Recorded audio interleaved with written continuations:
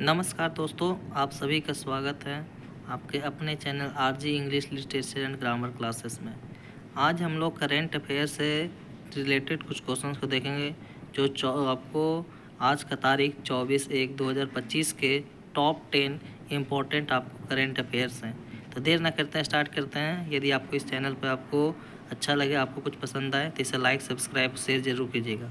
पहला क्वेश्चन रहा हम लोग को, याला ग्लेशियर एकमात्र हिमालयी ग्लेशियर के रूप में किस सूची में शामिल किया गया है?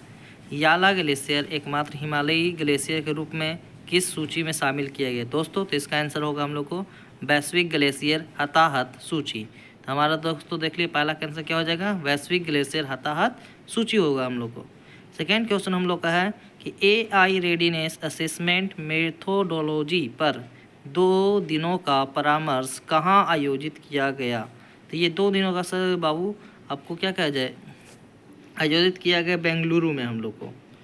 क्वेश्चन नंबर थर्ड, ओडिशा में रत्नागिरी में चल रही खुदाई का मुख्य उद्देश्य क्या है? अभी आप सुन रहे होंगे कि ओडिशा में आपको खुदाई चल रहा है, उसका खुदाई का जो मुख्य उद्देश्य हम लोग को रत्नागिरी की बौद्ध विरासत की खोज है सर। रत्नागिरी में कई सारे बौद्ध आपको अवशेष है, उसकी खोज करने के लिए उड़ीसा में खुदाई हो रही है। तो हमारा आंसर हो जाएगा आपको रत्नागिरी की बौद्ध विरासत की खोज।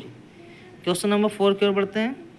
क्वेश्चन नंबर 4 हम लोग को कह रहा है कि भारत के पहले CSIR मेगा इनोवेशन कॉम्प्लेक्स का उद्घाटन कहाँ किया गया? तो दोस्तों अगर आपको जानकारी है तो इसको बताइए, और नहीं तो देखते इसका आंसर क्या होगा। तो इसका आंसर होगा हम लोग को मुंबई में इसका आपको उद्घाटन किया गया है। आपको किसका उद्घाटन किया है? CSIR, ध्यान रखेंगे CSIR का उद्घाटन किया गया आपको मुंबई में। क्वेश्चन नंबर 5 की ओर आते हैं दोस्तों। कह रहे 20 जनवरी 2025 को संयुक्त राज्य अमेरिका की पहली भारतीय अमेरिकी और हिंदू द्वितीय महिला बनी। कौन भाई बनी है आपको पहली भारतीय अमेरिकी और हिंदू द्वितीय महिला? तो ये है हम लोग को उषा वेंस। कौन है इसका आंसर? उषा वेंस।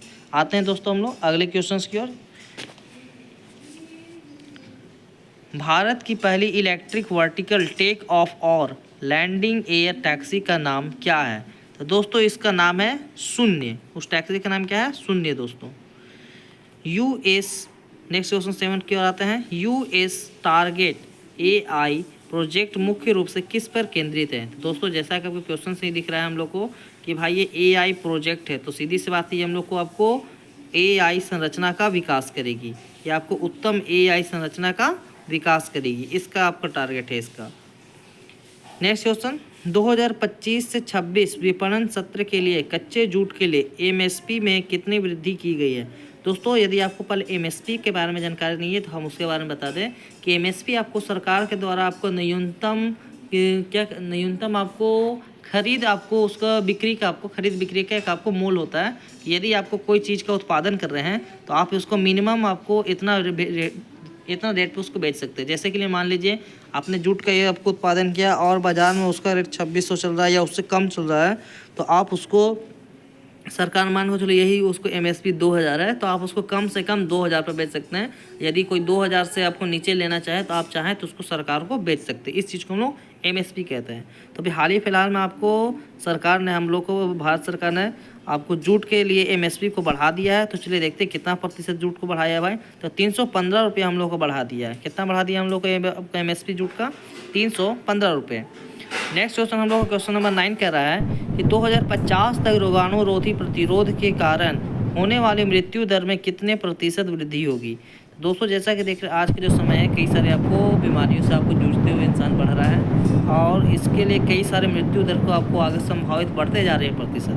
तो वही पूछ रहा है कि 2050 तक कितने रोगाणुरोधी प्रतिरोध के कारण मृत्यु दर का प्रतिशत बढ़ सकता है? तो इसका संभावना है दोस्तों केवल 20%, सॉरी केवल तो आपको नहीं है, एक बहुत बड़ी आपको मृत्यु दर का प्रतिशत दिख रहा है जो आपको 70% से हो सकता है हम लोग को।